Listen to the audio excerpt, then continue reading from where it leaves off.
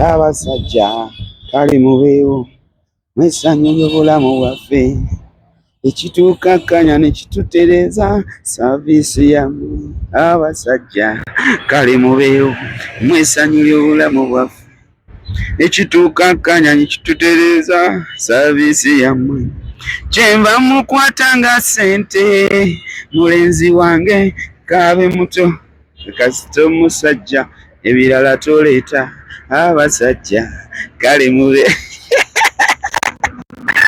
Babita Maurice Jordan's Kawesa, thank you so much for watching this channel. Nayenga niyo gwengera okusurprisinga omwami ampadde surprising mukyala we naye era gyendaga olunaku olwaleero so bwemba ndi mukukola surprises abampadde okukola lwabaabwe ndeebaza munnamwena mwebale nnyo mwebalire ddala nawe wenyini nga surprising mwegalwawo bannange tolwawo leeta sente nkolera sente ntono nnyo nkolera sente ntono nnyo n'olwekyo jangu leeta akasente tubeere nga ate tusurprising omanyi bino ebintu just byansi byakuleka omwagalwawo bwobanga wamunyiiza omwagalwawo olina akantu k'omukolera omanyi bagamba love erimu obwo obuntu obutonotono obwo buno obuntu bwebuza omukwano obujja osobola ova mu kitanda ku makya mwami n'agenda bisho n'agenda ku mulimu n'omukyala n'agenda ku mulimu weswe naye kati nga buli mwenyigidde munne mwenyigidde okumala nga wiiki simanya mwayita bino simanya ebyokwawula simanya ebyolusirika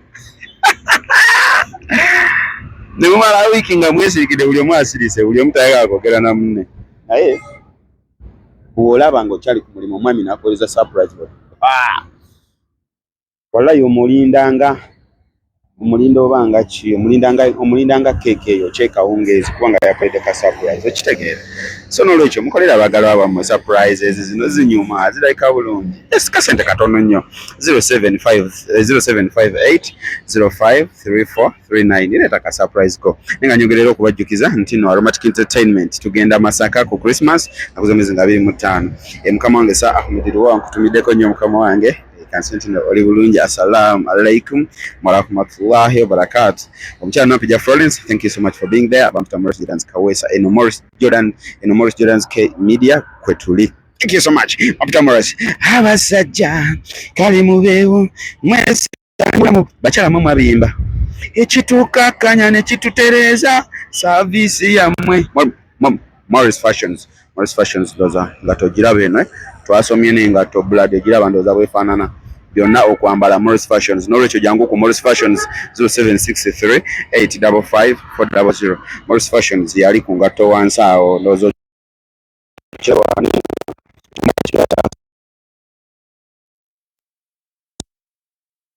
akamu ngato weziri jangu ku Maurice Fashions kati ate tukole surprise en tovaako olowooza yaani naye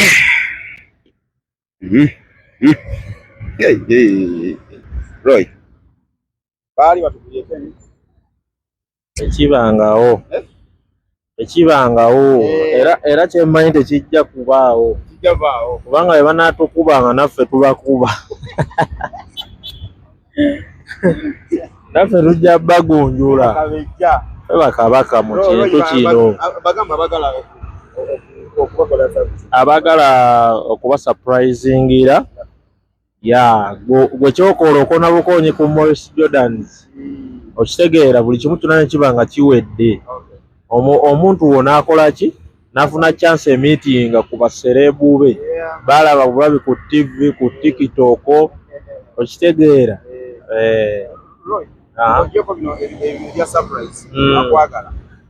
anjagala ng'ogyeko bino ebya surprise nina studio sessions nzikola okufiringa mu buyimba mu studio weddings bupatepate bonna bw'omanyi kukyala kwanjula bonna mbukwasaganyiza ddala era njagala osobola okunfuna ku TikTok okozesa Roy Sax oba sekyo in fact social media platforms zonna Instagram simanyi oba n'akanamba kasome akanamba osobola okunfuna ku 0701 26 18 23 Kanjidde mu Luganda noti 7 noti emu 26 18 23. Bamwese Roy Sax Uganda. Yeah. Alongside Maurice Jordan Ziu. Yeah. Yeah, man.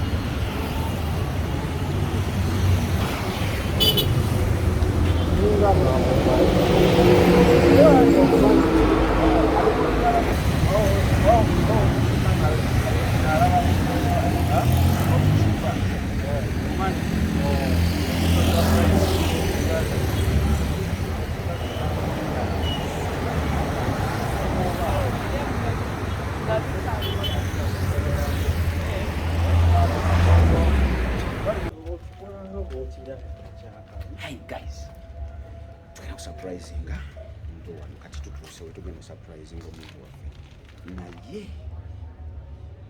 tetumanyi oba gyali oba tali.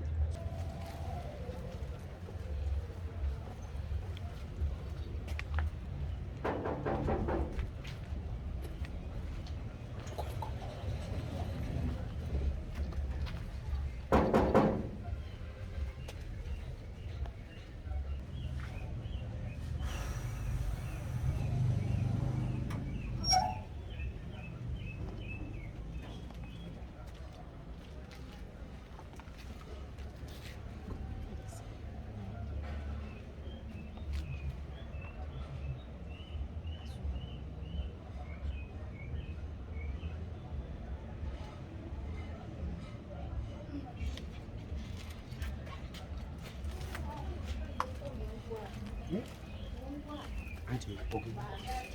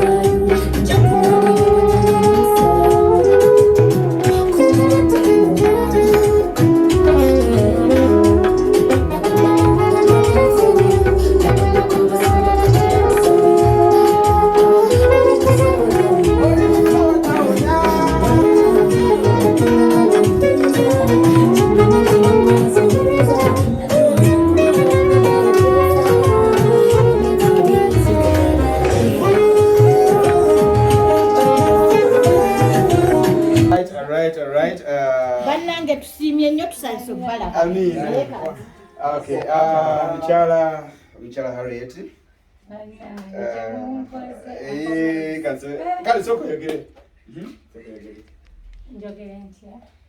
No, kale cancel. Okay. Bontebe. Not tote.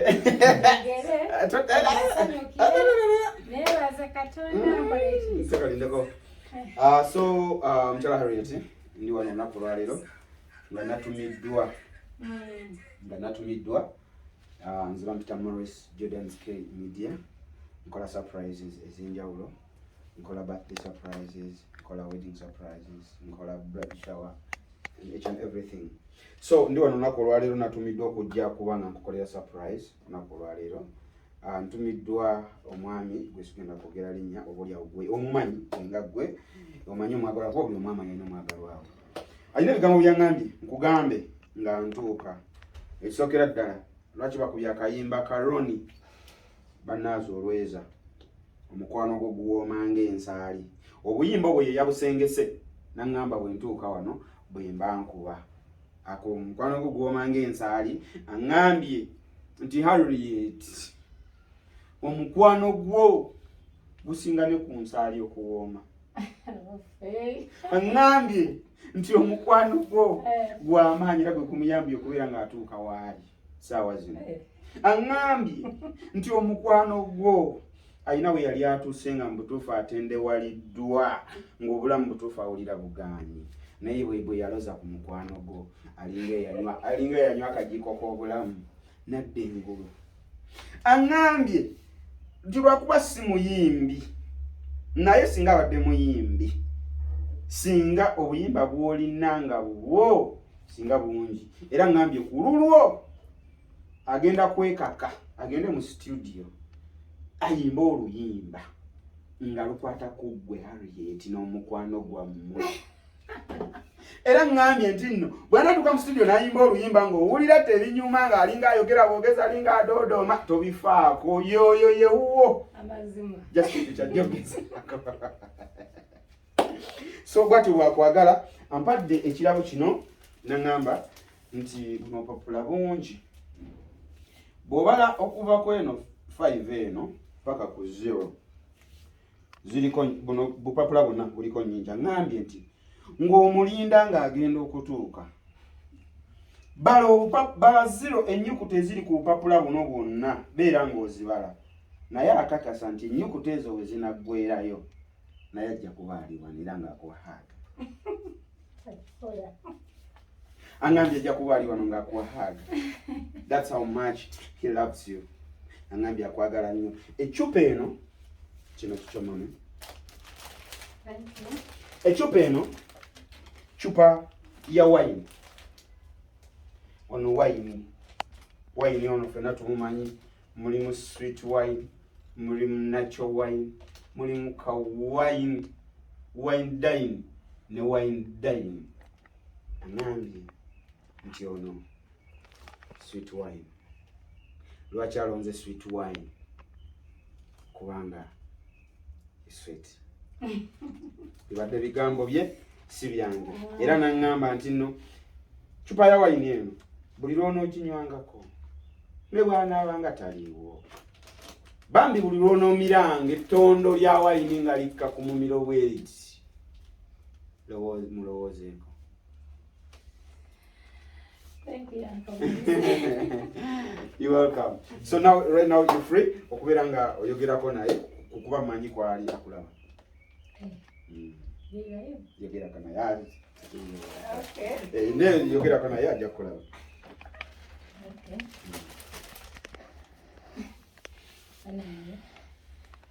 Nsanyuse mwenna abazze Uncle Maurice, nsanyuse okulabako mu maka gange. Amiina. Ky'omanya ndi musanyufu okulabako. Amiina.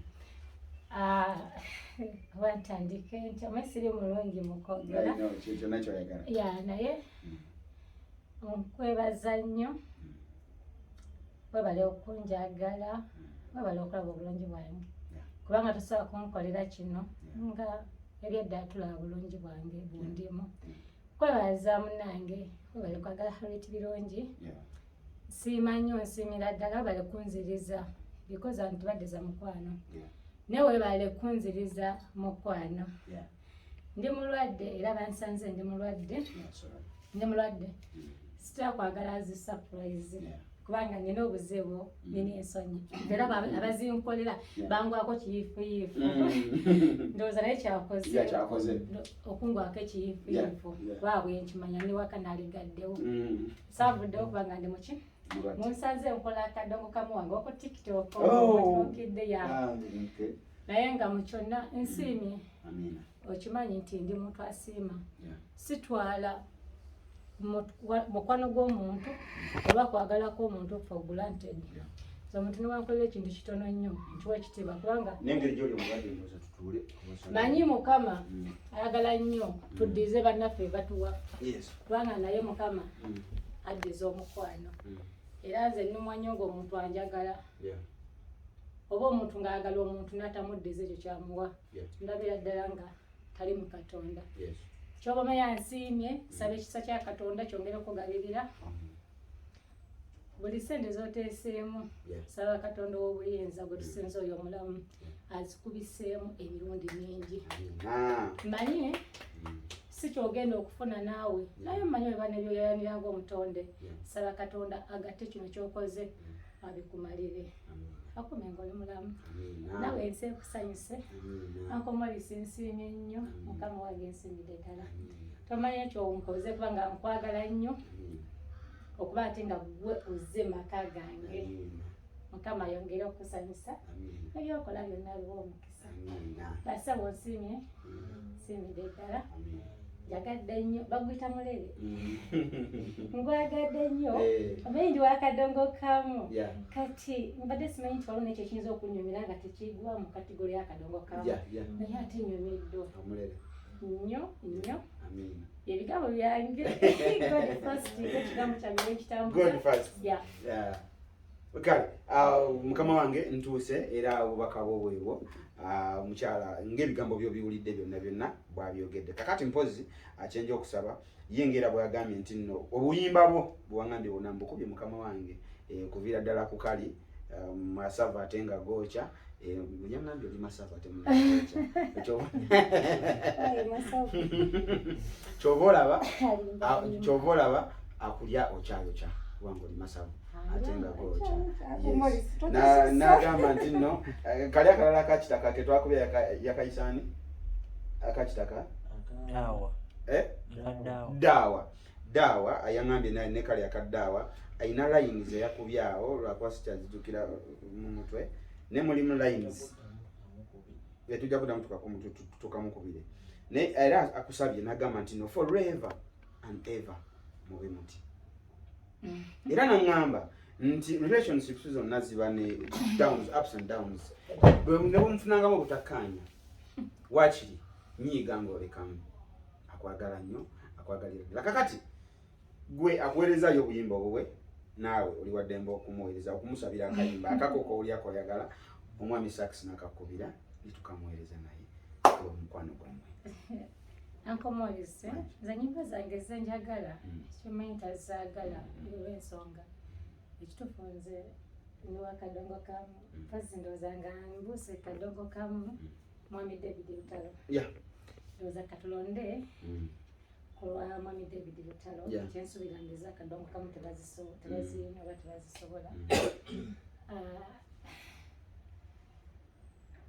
kabisikandagala enyimba zange ziba za Katonda bwembuuka kadongo kamu Yesu ayi mukama donda kankwagala Yesu ayi mukama ajja kulufuna olw'ekirasi Yesu ayi mukama donda kankwagala nga kyanoonya oluyimba owulira otya ku surprise eno mbwaji ekituufu nankoledde ezi surprise nyingi buli mwaka manyi n'emikwano mingi naye enensuseeko kubanga banje abadde bategese nemwana nembepena ankoza akakudyo akasingayo kubanga balala bayise mukano hariti tunegi tugenda biki ebyo nabimanyira nti bantuusa kuzipati now ne director Jina Katwa ade akasurprise nga keke eyo nera nga naina mga sina maanyi manyi ndi mulwadde sina manyi goge mazima naye lwaki efuuse y'enjawulo mugiteesemu obwongo agikoze ndowooza amanyi nnyo yategedde Harriet tolina bweyinza mutwala walala kubanga nabadde munyumiza gundi nobampitenowa naye nga mugamba sigenda ngenda bidojenga omaisa gana kuva kati ekikifudde ekyenjawulo obwongo bwe muteeseemu ne mugaba kati Harriet omufuna tulina mugwake waka nga tamanyi namujja n'omulere ati n'asindika omuntu gw'amanyi nti saadooginga nakugula geeti nti n'amanya nti munzaani ayinza okuleeta Harriet kubanga ekituufu mwesaagalira zi surprise olujjo sali lugudde naye n'agatta obwongo n'agamba kati wensindika Maurice Harriet ekitiibwa kyawa Maurice tasawa butagula biki era nkulabye obadde yagalagana ddugula nkulabye soka genda kudduka eri neŋŋamba kaagana okugula neno ojja n'oggulawo ekyo nakyo nkimuweereddemu Max nti yakiteesemu obwongo bungi n'agamba kinamusanga waka naye ate ani ayinza okutuuka ewa Harriet naggula olujjo olwo n'amanya nti gwe ekyenjawulo amiina bwe bali kusiima ebintu byaffe bino betukole soka tukubire okafunye research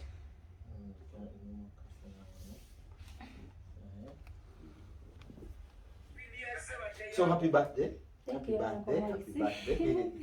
happy birthday mukama akwongere amina ya rabbi akwongere emyaka emirala akwongere abalongo akwongere ssente akwongere buli kimu kyabasinga okunyongera ankuumire mu ye olubeerera ankuumire mu Katonda mu ye ntegeeza Katonda yes antambulize mu ye ensi ne bweba ekikyuka etya nsigale nga nkyakulembeza Katonda obubadde bumpadde oba n'obuwangaazi naye nga ekiseera kyanamazisa mu nsi kinjayanira amiina era tusaba Mukama Katonda ayongere okukuuma ate naffe ng'abantu atukingirize amazambi n'ebibi by'oku nsi tusigale Mukama mu linnya lye. Royo, you ready? Yagamba Mukama Katonda ye yakola olumbe n'ekigendo yakimanyi tumweyuna tuyambe wajaloolera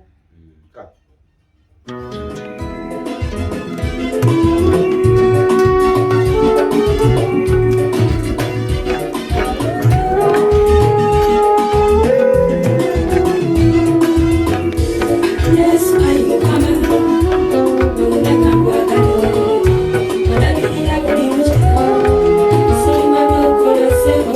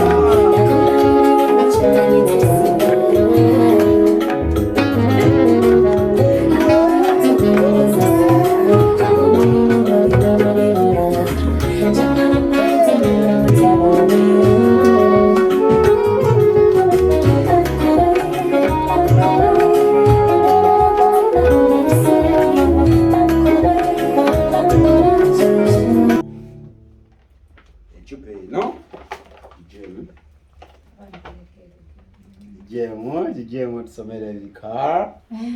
Somere ebiriko. Kuliko happy birthday Harriet birungi. Oh wow. Ne chinene nabali mu sibali ekyo. Nino. Era chichimu. Birthday. Happy birthday Harriet birungi. Thank you so much. Wow, you love you so much. So much. Ishi. Thank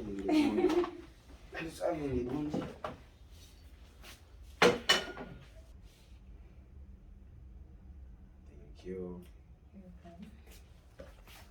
Kulu Royce. Royce Oxen.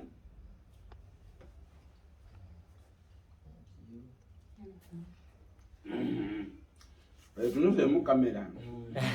Tunuze mu. Mbale ngari. mukono gwo guno. Happy birthday. Thank you. Happy birthday. Happy birthday. Happy birthday. Mutereka kayimba.